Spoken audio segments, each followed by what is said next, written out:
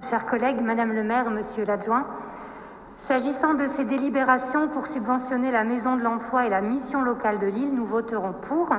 Je me permets de préciser pour ceux qui nous écoutent que les maisons de l'emploi rassemblent dans toutes les villes les initiatives publiques ou privées pour l'emploi et que la mission locale, pour le raccourci, c'est un peu le pôle emploi sur mesure pour nos jeunes de 16 à 25 ans. Donc la ville subventionne depuis toujours, vous l'avez rappelé, l'État bien plus encore, toutes ces structures.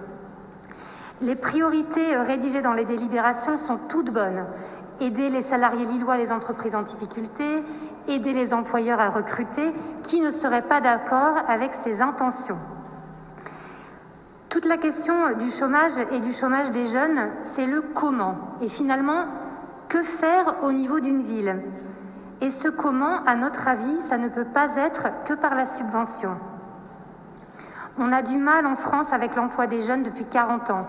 Vous l'avez dit, Monsieur l'adjoint, la situation est grave. Le défi, c'est qu'on a des entreprises qui ont du mal à recruter et on a des jeunes qui cherchent. Je sais d'ailleurs que ça n'est pas à une ancienne ministre du Travail que je vais l'apprendre. En France, actuellement, il n'y a jamais eu autant de moyens pour aider les jeunes. On bat tous les records de l'emploi en alternance.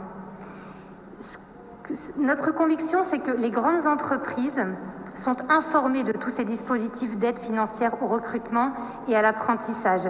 D'ailleurs, vous l'avez rappelé ce soir, la ville, en tant qu'employeur, embauche aussi de nombreux apprentis. Mais les petites entreprises de notre ville, je voudrais vous dire, Madame Aubry, que ces petites structures, elles ont besoin de la mairie. On a besoin d'un maire qui parle à ces toutes petites entreprises qui ont du mal à s'y retrouver dans ces dispositifs. On a besoin d'un maire qui parle aux jeunes pour leur dire « ne vous découragez pas, ce qui est fait par l'État, c'est du jamais vu ». Pour l'emploi des jeunes, il existe désormais un jeune, une solution.gouv.fr. Je vous invite à taper ça dans votre moteur de recherche. C'est le service ouvert à toutes les entreprises. Elles disent quel profil elles cherchent et elles sont accompagnées dans les 72 heures par Pôle emploi. Ça se remplit en 2 minutes. Un jeune, une solution, c'est 4 000 € d'aide pour le recrutement d'un jeune, 8 000 € pour un apprenti. Pourquoi, Monsieur David Brochen, pourquoi je n'en vois pas un mot sur votre site internet lille.fr ?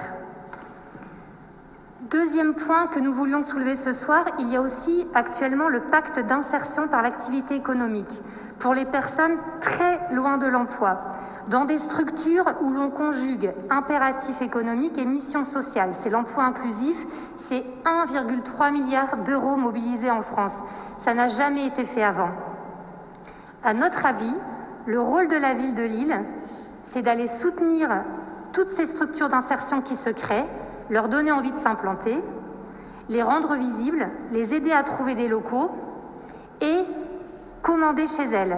La commande publique, voilà un levier extraordinaire. Je vois que vous êtes d'accord. Au lieu d'une subvention, on vient dépenser dans ces structures et elles font de l'emploi local.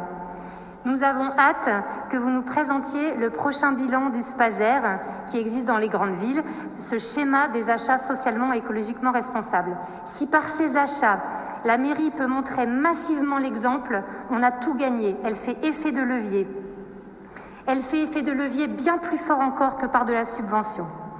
Acheter local et inclusif, voilà une partie de la solution. Pour conclure, pour nos jeunes, pour ceux qui sont très loin de l'emploi, à Caen, Madame Aubry, un grand événement municipal, dans les lieux de vie, en ville, quelque chose de vraiment massif. Je n'ai pas vu tous ces sujets abordés sur le site de la mairie, rien dans la gazette municipale, rien dans le bulletin d'information de ma mairie de quartier. Autre idée, aidons nos clubs sportifs à se saisir du plan d'inclusion par le sport. Vous savez, ces coachs sportifs qui, en même temps, vont pouvoir orienter nos jeunes vers l'emploi. Alors, vous allez peut-être nous répondre que vous faites déjà tout ce qu'il faut. Eh bien, ce que je veux vous partager ce soir, c'est qu'on ne le voit pas suffisamment. Il y a plein d'outils, mais là, il faut vraiment prendre le porte-voix. Alors, Madame Aubry, quelle meilleure ambassadrice locale auprès des artisans, des commerçants, des parents qui se désespèrent pour leurs jeunes, que vous, la maire de Lille, que vous, le maire d'Hellemmes, le maire de l'Homme.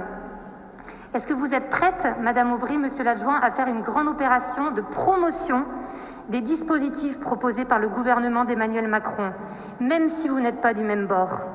Nous pourrions décider ensemble, nous qui abritons le 5e quartier le plus pauvre de France, avec dans notre ville 26% de pauvres, 20% de chômeurs, d'être la ville la plus innovante en matière d'insertion par l'emploi, avec ce que nous vous proposons ce soir, un grand pacte d'ambition lillois pour l'emploi. Nous sommes prêts à vous y aider. Je vous remercie.